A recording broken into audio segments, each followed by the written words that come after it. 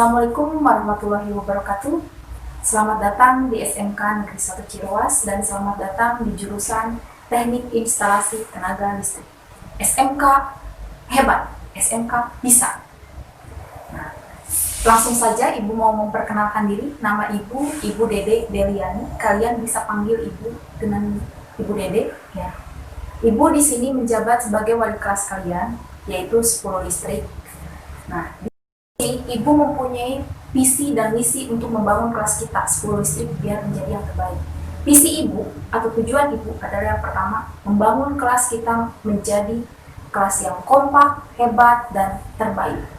Gimana caranya? Yaitu misinya. Ibu akan menjelaskan misinya. Kalian harus yang pertama itu taat kepada Allah, itu udah pasti ya. Seperti orang yang akan takut pada Allah itu pasti takut pada semuanya ya, jadi harus taat kepada Allah dulu. Yang kedua itu adalah taat kepada orang tua. Setelah taat kepada orang tua, kalian harus taat kepada guru dan taat kepada aturan sekolah. Demikian perkenalan dari Ibu. Semoga kalian tidak lupa dengan muka Ibu ini ya. Dan kalau ketemu di jalan, sebaiknya sapa, senyum, dan ucapkan salam. Wassalamualaikum warahmatullahi wabarakatuh. Assalamualaikum warahmatullahi wabarakatuh. Baik, langsung saja setelah perkenalan wali kelas. Di sini Ibu akan mengajar PPKN kelas 10 listrik.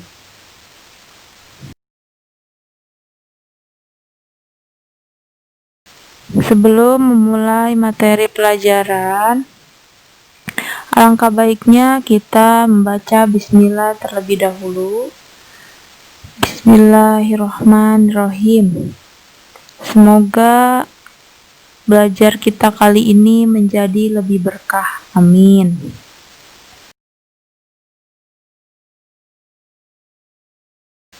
Untuk materi pertama di semester 1, kita akan belajar tentang hakikat bangsa dan negara. Hakikat bangsa. Bangsa adalah sekelompok orang yang memiliki kehendak untuk bersatu, yang memiliki persatuan, senasib, dan tinggal di wilayah tertentu, beberapa budaya yang sama, mitos leluhur bersama.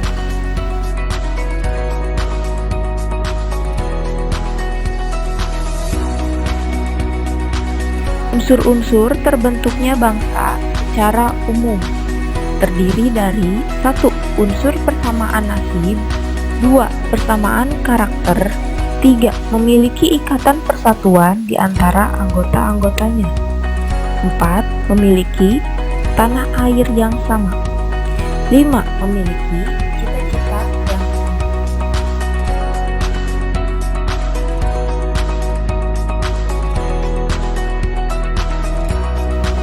Unsur-unsur terbentuknya bangsa menurut ahli Hans Cohen. Menurut Hans Cohen, kebanyakan bangsa terbentuk karena unsur atau faktor objektif tertentu yang membedakannya dengan bangsa lain, seperti 1. Unsur nasionalisme atau kesamaan keturunan, 2. Wilayah, 3. Bahasa, 4.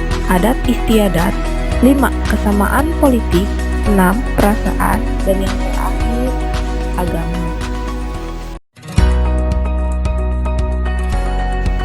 Setelah tadi mendengarkan penjelasan tentang pengertian bangsa dan unsur-unsur bangsa, sekarang kita beralih ke hakikat negara.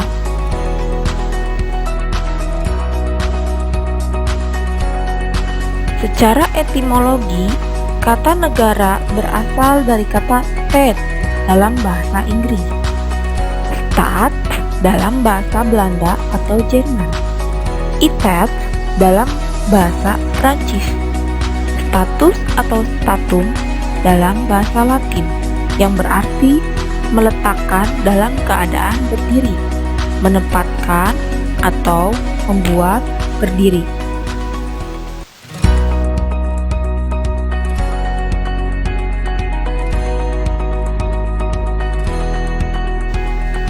Pengertian negara menurut para ahli. Sebenarnya, Ahli yang mengungkapkan pengertian negara itu banyak.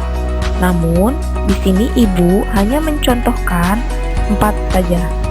Yang pertama, George Jelinek menyatakan bahwa negara sebagai organisasi kekuasaan dan sekelompok manusia yang mendiami wilayah tertentu.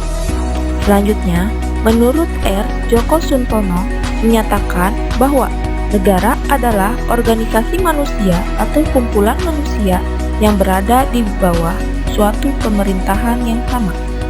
Selanjutnya, Mr. Kernberg menyatakan bahwa negara adalah suatu organisasi kekuasaan yang diciptakan oleh suatu kelompok manusia yang disebut bangsa.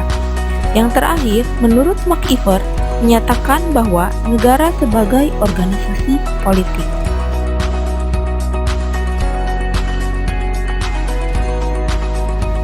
Unsur-unsur terbentuknya negara. Unsur-unsur terbentuknya negara digolongkan menjadi 2 unsur. Yang pertama, unsur konstitutif.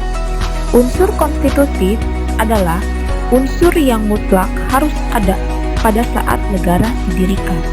Sedangkan unsur deklaratif adalah unsur yang tidak mutlak ada pada saat negara itu berdiri. Tetapi unsur ini boleh dipenuhi atau menyusul dipenuhi setelah negara itu berdiri.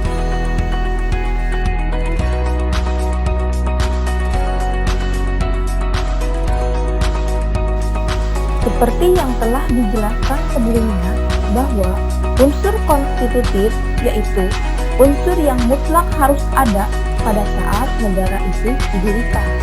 Yang pertama, harus ada rakyat. Yang kedua, harus ada wilayahnya dengan jelas. Yang ketiga, harus ada pemerintahan yang berdaulat.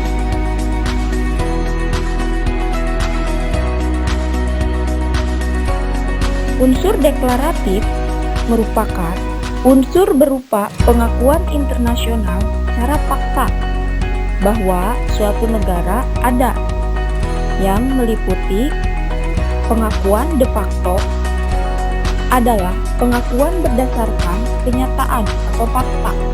Maksudnya adalah pengakuan itu didasarkan kenyataan bahwa suatu negara telah berdiri atau terbentuk karena telah memenuhi ketiga unsur pokok, yaitu wilayah, rakyat, dan pemerintahan yang berdaulat. Selanjutnya, pengakuan de jure. Pengakuan de jure adalah pengakuan terhadap sahnya suatu negara menurut hukum internasional.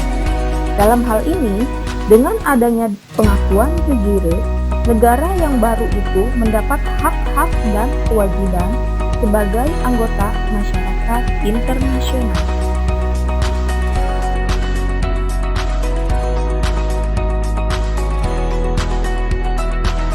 Selanjutnya, tugas yang harus kalian lakukan adalah 1. Siapkan buku catatan PPKN. Kedua, catat semua materi yang disampaikan dari awal sampai akhir. Yang nomor 3, tulis nama dan kelas di atas buku atau kertas catatan.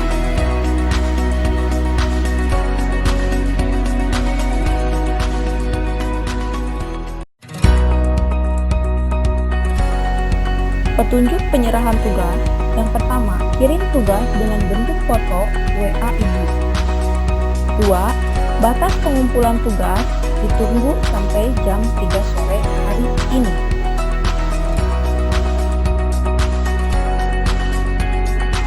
Sekian pertemuan kali ini. Kurang lebihnya Ibu mohon maaf, dan apabila ada kesalahan mohon dimaklumi. Sekian dan terima kasih. Wassalamualaikum warahmatullahi wabarakatuh.